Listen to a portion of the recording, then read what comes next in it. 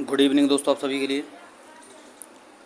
और दोस्तों, मुझे उम्मीद है आपकी पढ़ाई जो है अच्छी चल रही होगी, बेहतर चल रही होगी, बेस्ट चल रही होगी। और आपको पता है दोस्तों, हमारा जो है दोस्तों लिविंग ऑफ क्लासिफिकेशन, यानी दोस्तों सजीवों का वर्गीकरण वाला जो टॉपिक है वो हमारा चल रहा है, जिसमें दोस्तों हम पढ़ रहे थे फाइलम यानी दोस्तों संघों के बारे में, कि किस संघ में किस प्रकार के जीव आते हैं। जैसे कि दोस्तों पोरिफेरा संघ, एस्के एल्वेंथिस संघ, कॉर्डेटा संघ, एकाइनोडर्मेटा संघ, डर्मेटा और सीलेंट्रेटा संघ, ये सारे संघ हमने पढ़े हैं।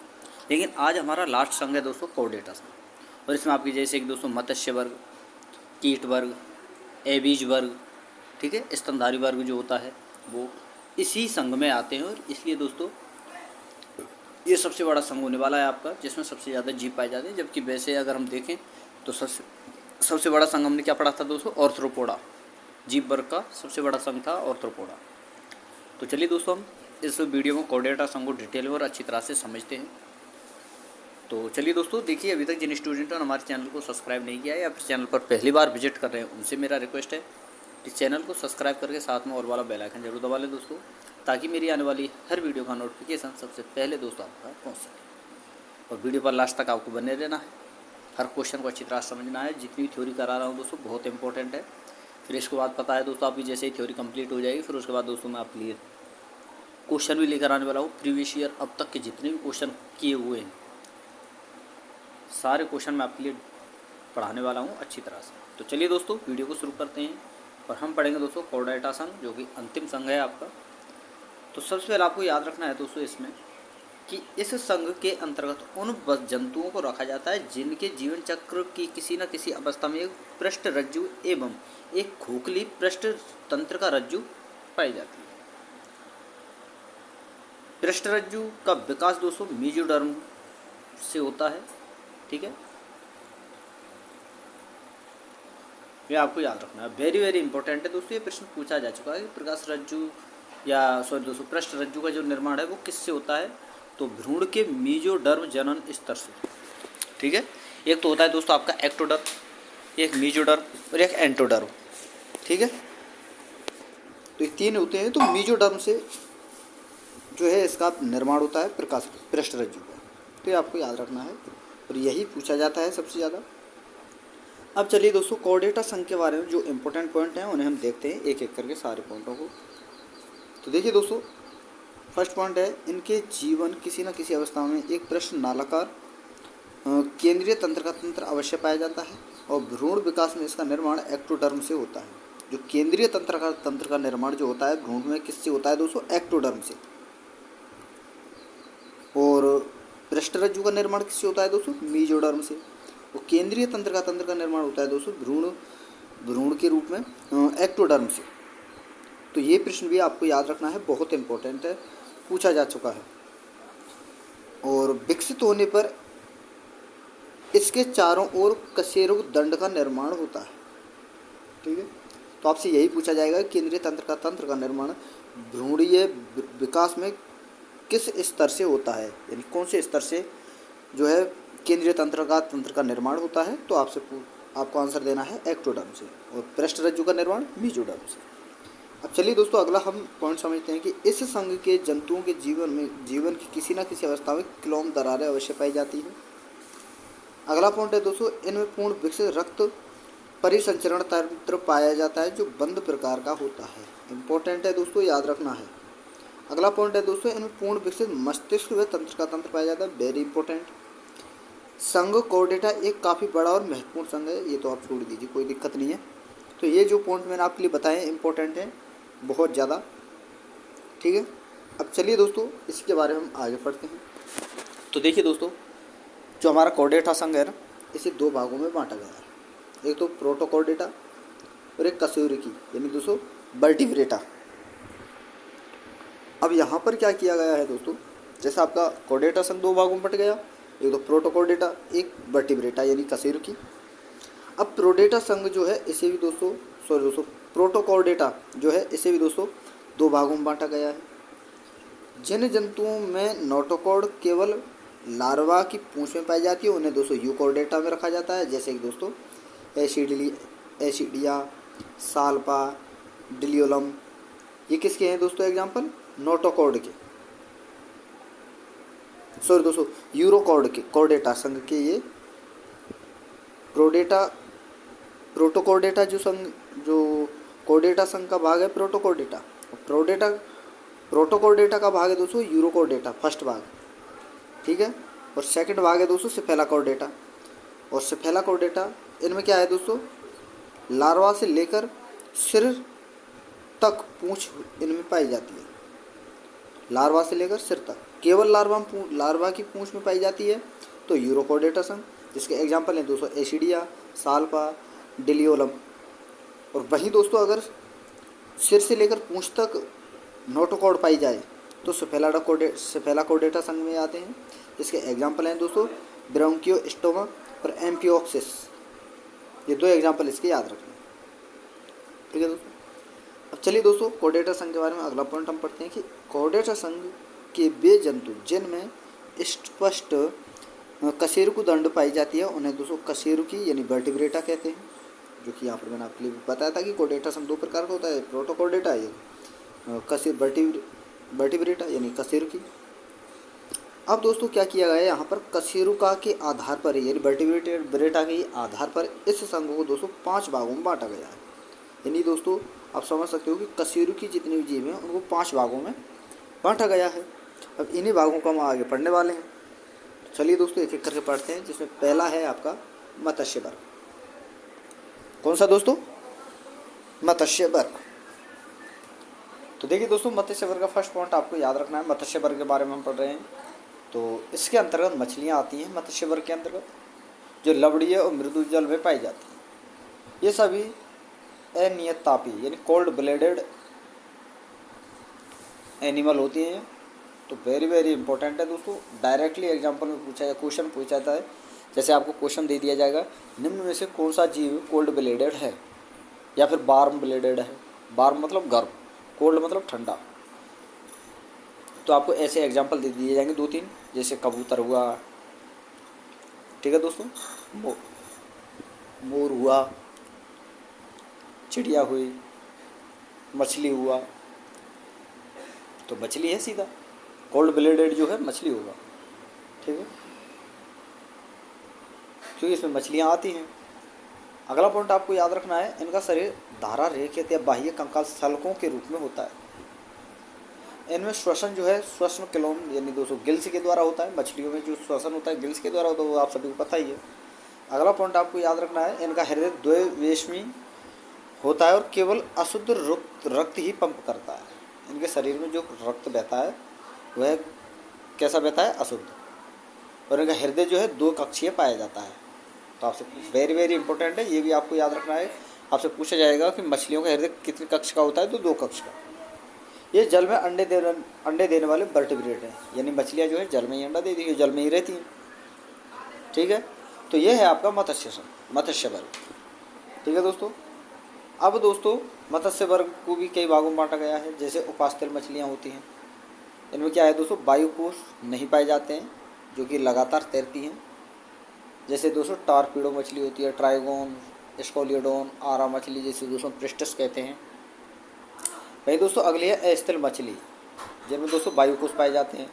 इनके एग्जाम्पल हैं दोस्तों एक्जोसीटस यानी उड़न मछली, हिप्पोकैम्पस समुद्री घोड़ा, एक्वेरियम बेटे यानी फाइटिंग फिश, लेबियो, कतला, रोहू आदि, ये सभी दोस्तों अलवणीय जल में पाई जाने वाली मछलियाँ होती हैं।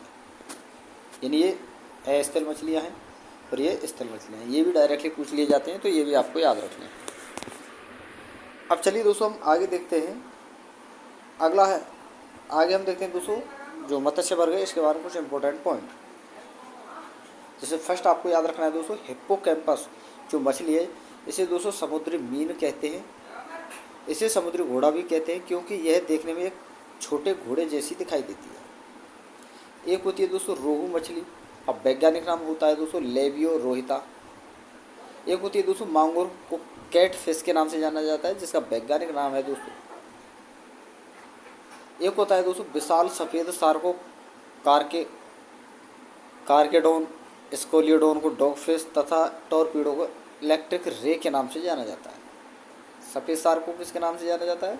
कार्केडोन के नाम से, स्कोलियोडोन को डॉगफिश के नाम से, वहीं दोस्तों टॉर्पीडो को इलेक्ट्रिक रे के नाम से जाना जाता है। तो ये कुछ इंपॉर्टेंट पॉइंट हैं, ये भी आपको याद रखने। तो ये है दोस्तों आपका मत्स्य वर्ग। ठीक है दोस्तों, क्योंकि 5 भागों में बांटा गया। फर्स्ट भाग हो चुका है आपका मत्स्य वर्ग। कशेरुकी को कितने भागों में बांटा गया है दोस्तों? 5 भागों में, जिससे फर्स्ट हो चुका है आपका मत्स्य वर्ग। अब चलिए दोस्तों आगे हम चलते हैं। अगला है दोस्तों आपका उभयचर वर्ग, जिसे दोस्तों हम कहते हैं एम्फीबिया वर्ग। ठीक है दोस्तों, तो इसके बारे में हम डिटेल में पढ़ने वाले हैं। तो चलिए दोस्तों एक एक करके सारे पॉइंटों को हम डिस्कस करते हैं। और दोस्तों आपसे रिक्वेस्ट है, नोट करते चलिए, नोट्स बनाते चलिए, और अपने जो नोट्स आप बनाते हो उन्हें रिवाइज अवश्य किया करो। ठीक है दोस्तों, तो चलिए दोस्तों शुरू करते हैं एम्फीबिया वर्ग। तो देखिए दोस्तों, इस वर्ग का फर्स्ट पॉइंट आपको याद रखना है कि इस वर्ग के सदस्य जल और थल, जल और स्थल दोनों स्थानों पर ये पाए जाते हैं। इसलिए दोस्तों इन्हें एम्फीबिया या उभयचर के नाम से जाना जाता है, या फिर ये नाम जो है इन्हें दिया गया था। अगला पॉइंट आपको याद रखना है दोस्तों, ये अनियतापी जंतु यानी दोस्तों कोल्ड ब्लेडेड होते हैं। तो उभयचर वर्ग में जितने भी जंतु आते हैं वो सारे के सारे कोल्ड ब्लेडेड जंतु होते हैं दोस्तों, ये भी आपको याद रखना है। अगला पॉइंट आपको याद रखना है, इनके शरीर पर सल्क, बाल, पंख नहीं होते, और इनकी त्वचा अधिक ग्रंथि में होने के कारण ये दोस्तों काफ़ी चिकनी होती है। यानी दोस्तों इनकी त्वचा जो है चिकनी, एक तरह से दोस्तों इनकी त्वचा जो होती है उन्हें उसमें क्या पाया जाता है दोस्तों? चिकनाहट बहुत ज़्यादा। अगला पॉइंट आपको याद रखना है, त्वचा बराबर कोमल और नम होने से इनमें त्वचीय श्वसन होता है, जो इनके जीवन काल में अत्यंत आवश्यक है। यानी दोस्तों एम्फीबिया जो वर्ग है इसमें जितने भी जीव आते हैं उनके द्वारा जो श्वसन किया जाता है वो किया जाता है दोस्तों त्वचा के द्वारा। अगला पॉइंट आपको याद रखना है, इनमें 2 जोड़े पाद होते हैं, जिनमें साधारणतः 5 उंगलियां होती हैं। इनका अंतःकंकाल अस्थि का बना होता है, और इनमें कान का पर्दा टिम्पेनम कहलाता है, वेरी वेरी इंपॉर्टेंट है दोस्तों। और इनके हृदय में 2 आलंद और 1 निलय पाया जाता है। यानी दोस्तों इनका हृदय जो कक्ष होता है वो 3 प्रकार का होता है। अगला आपको याद रखना है, इनके लाल रुधिर कणिका में केंद्रक होता है। यानी दोस्तों उभयचर यानी एम्फीबिया यानी जो होता है, यानी उभयचर जो होता है, इसकी लाल रक्त कोशिका में कणिका में क्या होता है दोस्तों? केंद्रक। जबकि हमारी जो कणिका होती है लाल रुधिर कणिका, उसमें केंद्रक नहीं पाया जाता। लेकिन ऊँट, लांबा जो होते हैं उनकी लाल रुधिर कणिका जो होती है उसमें केंद्रक पाया जाता है। और एम्फीबिया वर्ग की जीव में भी जो है केंद्रक पाया जाता है। ये चीज़ें आपको याद रखनी है। अब चलिए दोस्तों हम आगे चलते हैं, आगे बात करते हैं दोस्तों। अगला पॉइंट है आपके सामने, इनके लार्वावस्था में श्वसन क्लोम द्वारा और वयस्क जंतु में फेफड़े द्वारा तथा त्वचा तथा मुख द्वारा होता है। क्या होता है दोस्तों? श्वसन। यानी दोस्तों इनमें लार्वा अवस्था में श्वसन जो होता है वो क्लोम के द्वारा, वयस्क जंतुओं में फेफड़ों के द्वारा, त्वचा द्वारा व मुख गुहा द्वारा होता है। और किसी किसी जंतु में वयस्क अवस्था में भी श्वसन क्लोम द्वारा होता है। यानी दोस्तों जो एम्फीबिया वर्ग जो होता है इनमें जो श्वसन होता है वो दोस्तों क्लोम, फेफड़े और त्वचा तीनों अवस्थाओं में यानी प्रत्येक अवस्था में अलग अलग प्रकार से जो है श्वसन होता है। अगला पॉइंट इसमें आपको याद रखना है, इनमें मलाशय व मूत्रजन वाहिनी क्लोएका में खुलती हैं। अगला पॉइंट आपको याद रखना है, इनमें जनन पदार्थ तथा मल क्लोएका के बाहर नहीं निकलते। अगला आपको याद रखना है, वेरी वेरी इंपॉर्टेंट पॉइंट है दोस्तों, इनमें बाह्य निषेचन होता है और इनमें अधिकांश परिवर्तन के समय एक लार्वा बनता है जिसे क्या कहते हैं दोस्तों? टेडपोल। अगला पॉइंट आपको याद रखना है, इनमें ग्रीष्म तथा शीत निष्क्रियता होती है। और एग्जाम्पल सबसे इम्पोर्टेंट है जो आपको याद रखने हैं दोस्तों, जिसमें पहला है दोस्तों एलिगेटर, सैलामेंडर, मेंढक, दादुर या टोड जैसे हम कहते हैं। ये इसके एग्जाम्पल आपको याद रखने हैं। और इसके इम्पोर्टेंट पॉइंट हैं जो आपको बहुत ज़्यादा याद रखने हैं, जिसमें पहला है दोस्तों इक्थियोफिस में पाद अनुपस्थित होते हैं। ठीक है दोस्तों, इक्थियोफिस कहते हैं दोस्तों एलिगेटर को। और टोड जो होता है जिसे हम दादुर कहते हैं, उसका वैज्ञानिक नाम है दोस्तों ब्यूफो। यह शिकार की खोज में अधिकतर रात में निकलता है और हायला को वृक्ष मेढक या वृक्ष मंडूक कहते हैं। हायला जो मेढक होता है उसे दोस्तों हम क्या कहते हैं, वृक्ष मेढक या वृक्ष मंडूक कहते हैं। तो ये था दोस्तों आपका एम्फीबिया वर्ग। मैंने आपके लिए दोस्तों एम्फीबिया वर्ग करा दिया है, मत्स्य वर्ग आपके लिए करा दिया है। अब दोस्तों हम आगे चलते हैं। अगला वर्ग है आपका सरीसृप यानी दोस्तों रेप्टिलिया वर्ग। सरीसृप यानी रेप्टिलिया का मतलब है दोस्तों सरक कर चलना। इनमें पैर नहीं होते हैं, लेकिन दोस्तों ये क्या है, अपनी त्वचा के द्वारा, मांसपेशियों के द्वारा हर जगह पर ये सर्वाइव करते हैं, नहीं आ जा सकते हैं। ठीक है, तो चलिए दोस्तों इसे हम शुरू करते हैं। और दोस्तों देखिए, अगर आपको वीडियो पसंद आ रही हो, कंटेंट पसंद आ रहा हो, तो प्लीज़ आपसे रिक्वेस्ट है दोस्तों, वीडियो को लाइक करते चलें, शेयर करते चलें। अब चलिए दोस्तों आगे हम देखते हैं सरीसृप वर्ग, रेप्टिलिया वर्ग जिसे हम कहते हैं, जिसका फर्स्ट पॉइंट आपको याद रखना है, ये स्थलवासी होते हैं, लेकिन कुछ जंतु जलवासी भी होते हैं। अगला पॉइंट आपको याद रखना है दोस्तों, ये थल पर रेंग कर चलते हैं, इसलिए दोस्तों इसे रेप्टिलिया वर्ग कहा जाता है। यह अनियमित तापी होते हैं, यानी कोल्ड ब्लडेड जंतु होते हैं। इनकी त्वचा में एपिडर्मल सिरंगी यानी दोस्तों कांटेनुमा सल्क पाए जाते हैं। अगला पॉइंट आपको याद रखना है, इनका अंतःकंकाल अस्थि का बना होता है। अगला पॉइंट आपको याद रखना है, इनकी त्वचा रूखी होती है क्योंकि इनमें ग्रंथियाँ नहीं पाई जाती। तो आपसे पूछा जाता है, वेरी वेरी इंपॉर्टेंट है दोस्तों, कि किस वर्ग में ग्रंथियाँ नहीं पाई जाती, तो सरीसृप वर्ग में। ठीक है दोस्तों, अगला पॉइंट आपको याद रखना है, इनमें क्लोम विकास की प्रारंभिक अवस्था में पाया जाता है और वयस्क में श्वसन क्रिया फेफड़े द्वारा होती है। अगला पॉइंट आपको याद रखना है, इनमें बाह्यकर्ण पिन्ना नहीं होता, लेकिन कान का पर्दा पाया जाता है। ठीक है दोस्तों, तो ये इसके इंपॉर्टेंट पॉइंट थे। अब चलिए इसके बारे में कुछ आगे हम पढ़ते हैं। अगला आपको याद रखना है कि इनके हृदय में दो आलिंद तथा आंशिक रूप से विभाजित एक निलय होता है। यानी दोस्तों इनका जो हृदय होता है वो 3 कक्षीय होता है और लाल रुधिर कणिकाएं इनमें पाई जाती हैं। आहार नाल, जनन तथा मूत्र वाहिनी क्लोएमा में खुलती हैं, इसलिए पृथक पृथक गुदा व जनन छिद्र नहीं होते। अगला पॉइंट आपको याद रखना है, इनके मुख के अंदर एक विषदंत पाया जाता है, तो ये भी आपको याद रखना है। अब इसके एग्जाम्पल हैं दोस्तों, वेरी वेरी इंपॉर्टेंट हैं, जो आपको याद रखने हैं, जैसे कच्छप, कछुआ, घरेलू छिपकली, गोहो, कैलोटिस, नाग, करैत, अजगर, मगरमच्छ, घड़ियाल और एलिगेटर। अगर आपसे दोस्तों देखिए सबसे ज़्यादा पूछा जाता है मगरमच्छ और घड़ियाल, तो आपको याद रखना है दोस्तों ये किस में आते हैं, सरीसृप में। उभयचर में नहीं आते, ये सभी सरीसृप में। इसलिए यहाँ पर कहा गया था दोस्तों कि कुछ जीव जो होते हैं इसमें स्थलवासी तो होते ही हैं, कुछ जीव जलवासी भी होते हैं, जैसे मगरमच्छ हुआ, घड़ियाल हुआ। ठीक है, अब बात करते हैं दोस्तों इसके बारे में इंपॉर्टेंट पॉइंटों के। तो जैसे पहला पॉइंट आपको याद रखना है, पाइथन को साधारणतः अजगर कहते हैं, यानी अजगर जो होता है इसे पाइथन कहते हैं। यह विषहीन सांप होता है, यानी इसमें जहर नहीं पाया जाता। अगला है दोस्तों नाजा का साधारण नाम कोबरा है, जो कि एक विषैला सांप होता है। ठीक है दोस्तों, ये चीज़ें आपको याद रखनी है।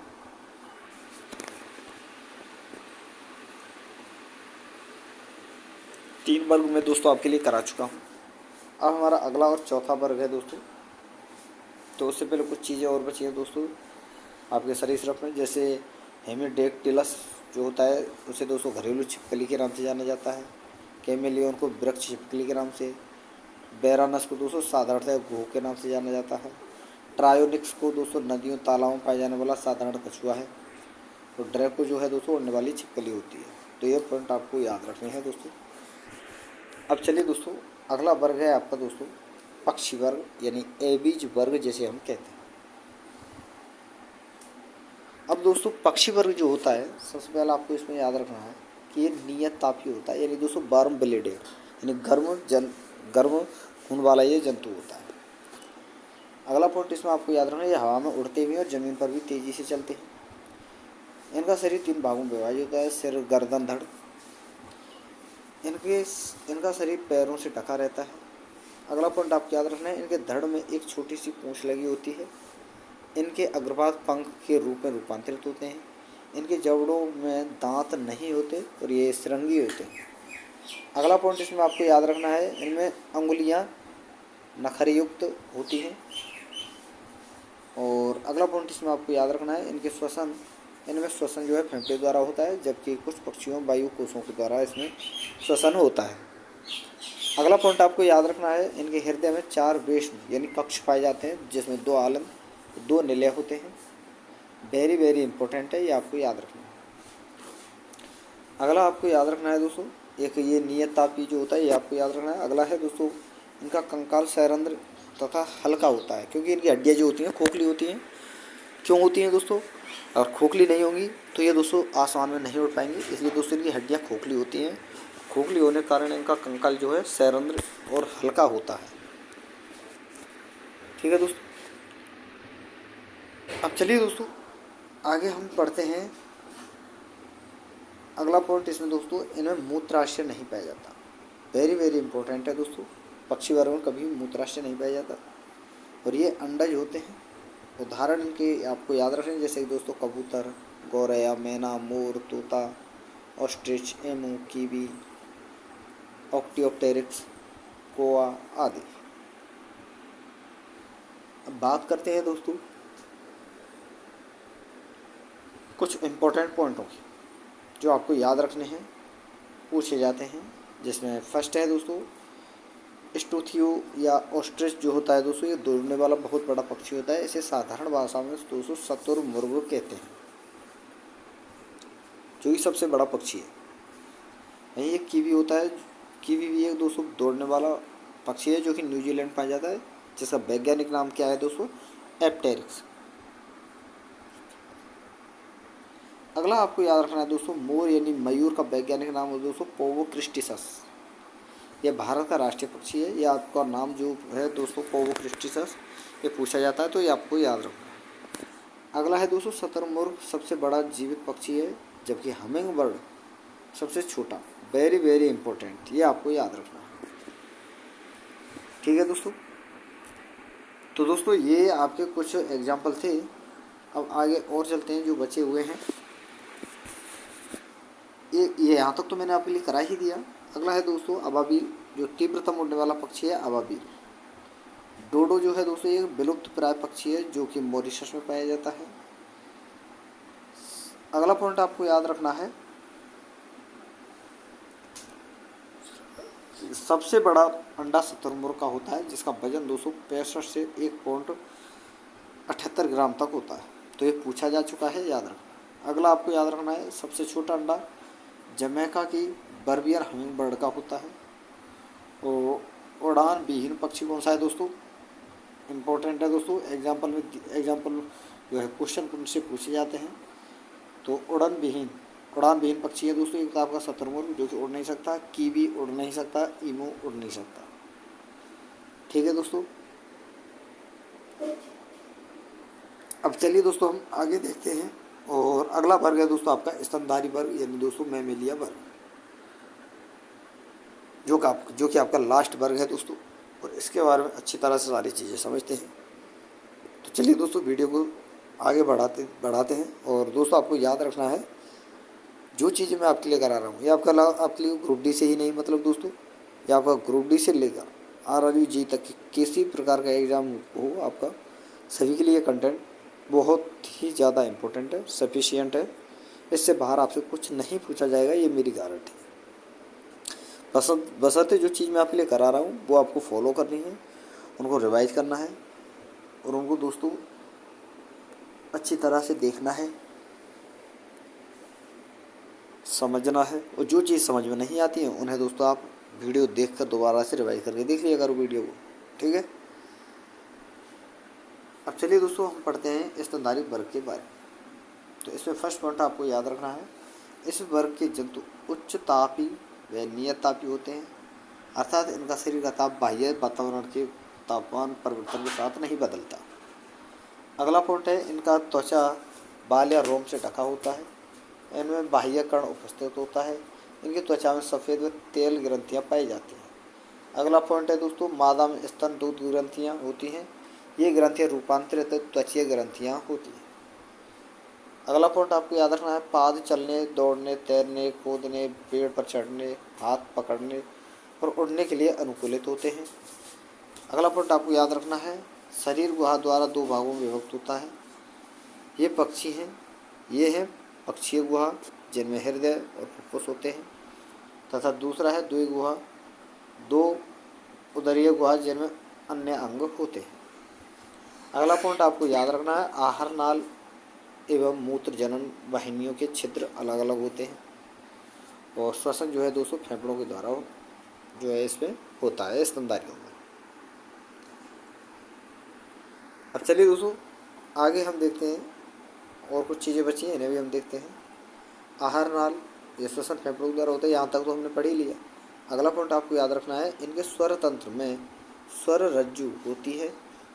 मानव में दो वोकल कॉर्ड पाई जाती हैं। इनका हृदय जो है दोस्तों वेरी वेरी इंपॉर्टेंट है दोस्तों, 4 कोष्ठ पाया जाता है, 4 कक्षीय हृदय जो है स्तनधारियों में पाया जाता है। अगला आपको याद रखना है, इनका वृक्क जो है बीज की आकृति का होता है। मूत्रवाहिनी मूत्राशय में खुलती है, यानी किडनी जो है दोस्तों इसका आकार कैसा होता है, सैंपी बीज के समान।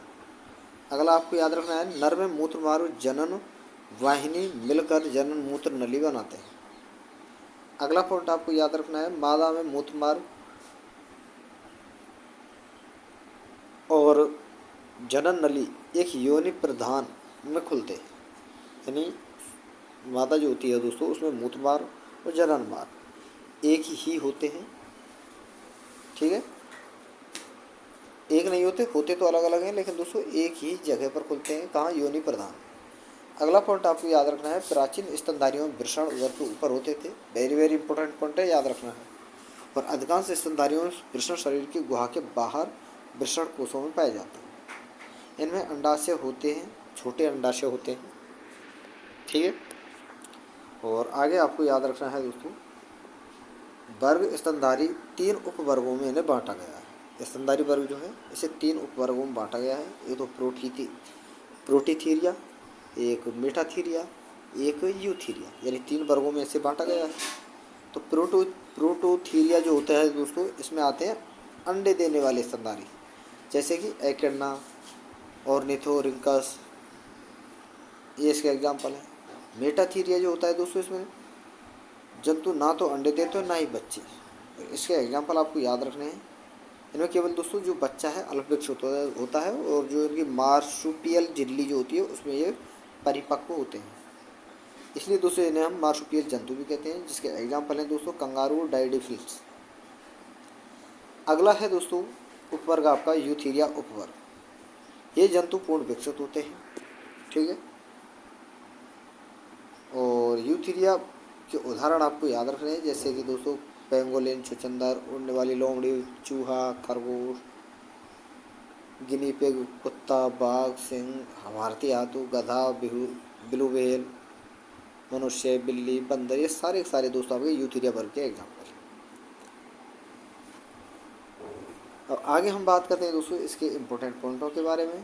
तो फर्स्ट पॉइंट आपको याद रखना है, पूर्वी ऑस्ट्रेलिया और तस्मानिया के जो मैदान पाए जाने वाले मैक्रोपस को साधारण नाम कंगारू है। जो ऑस्ट्रेलिया और तस्मानिया के क्षेत्र में जो पाए जाने वाले जीव है जो मैक्रोपस जिसे हम कहते हैं, वहाँ पर इसे साधारण भाषा में कहते हैं दोस्तों कंगारू। चमगादड़ का वैज्ञानिक नाम है दोस्तों बसपेरटिलियो,